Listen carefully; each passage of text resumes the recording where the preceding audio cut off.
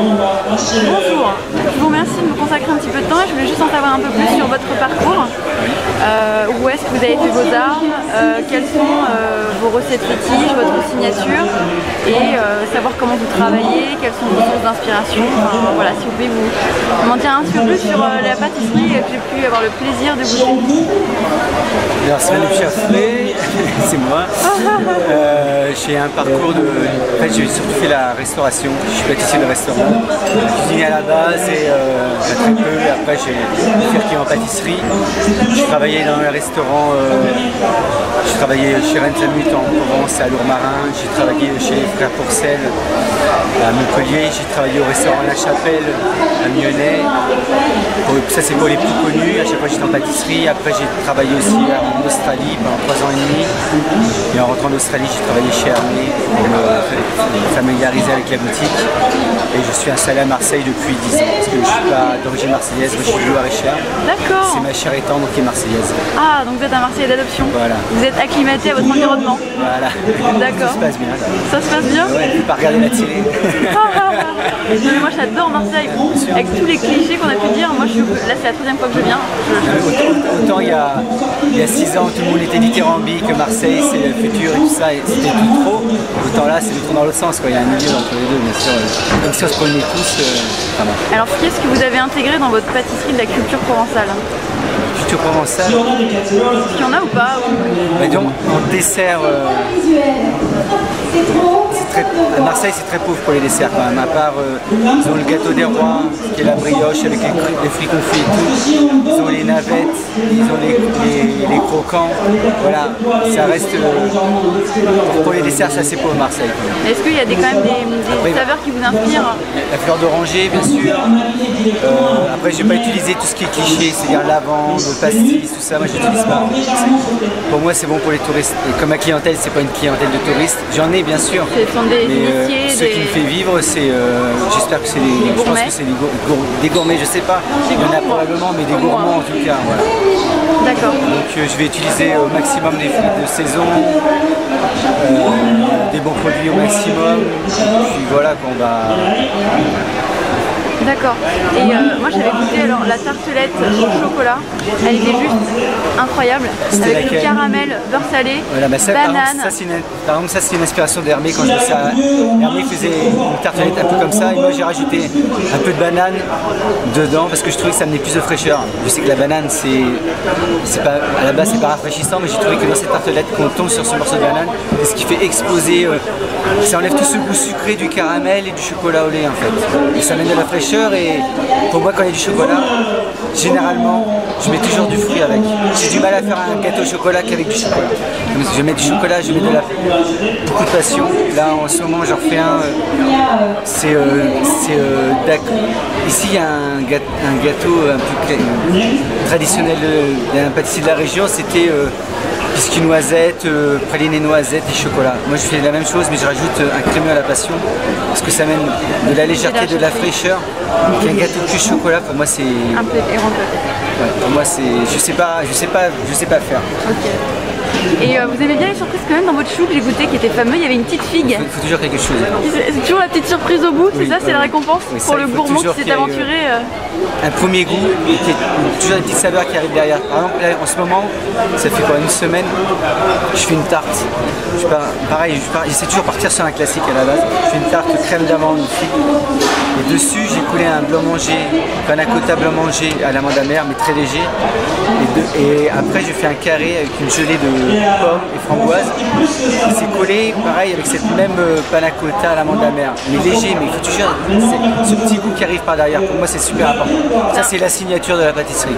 Et c'est votre signature à vous oui, ou parce qu'après tous les parcours que vous avez, toutes les maisons que vous avez pu faire, votre signature à vous maintenant, c'est cette petite surprise qui vient. Après, c'est sûr que ils vont tous influencer. Ça, bien sûr. Quand on travaille dans ces maisons-là, après, il faut en vouloir.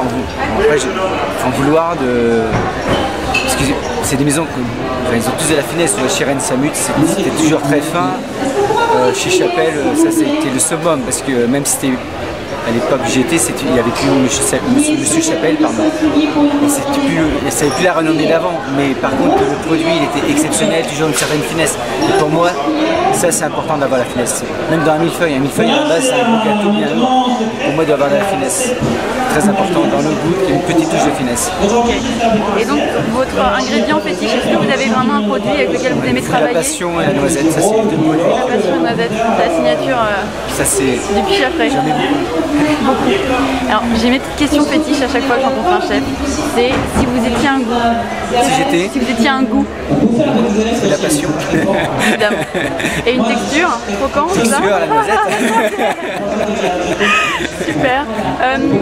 Qu'est-ce que vous pourriez me indiquer comme bonne adresse à Marseille ou dans les environs que vous aimez?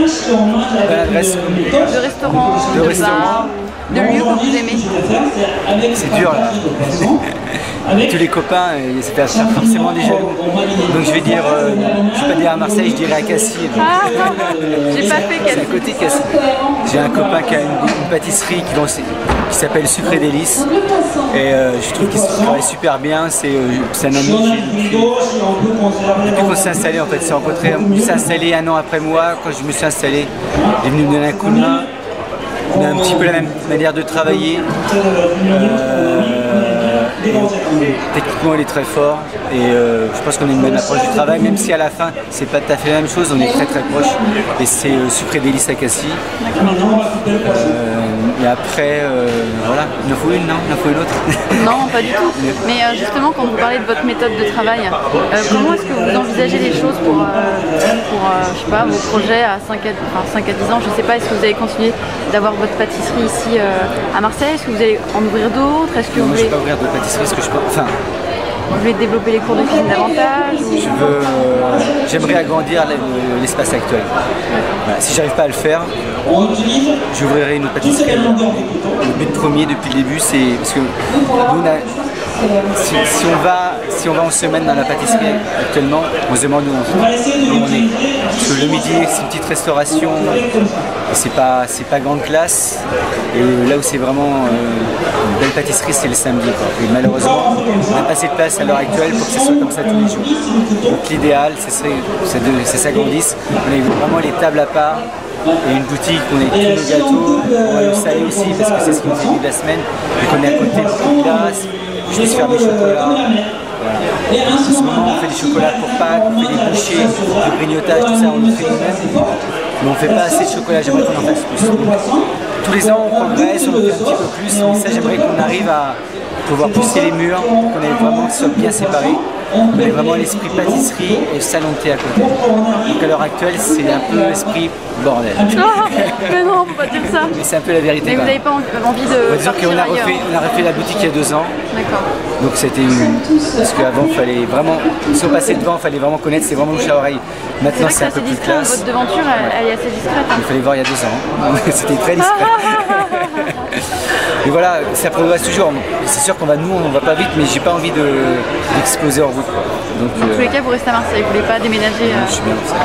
Ça y est, vous êtes adepte. J'ai acheté une Kalachnikov. Vous voulez pas retourner dans le Loir-et-Cher? Non, ça va. Mais ça fait 22 ans que je suis parti, 24 ans. Ne me dites pas que vous étiez originaire du Perche. Pas loin. D'accord. Vous avez rencontré Patrick Roger qui est originaire du... Non, moi c'est une 50aine de kilomètres, je pense. Bah, Sylvain du Pichafré, je vous remercie beaucoup. Moi aussi. De m'avoir consacré du temps. Merci beaucoup. Avec plaisir.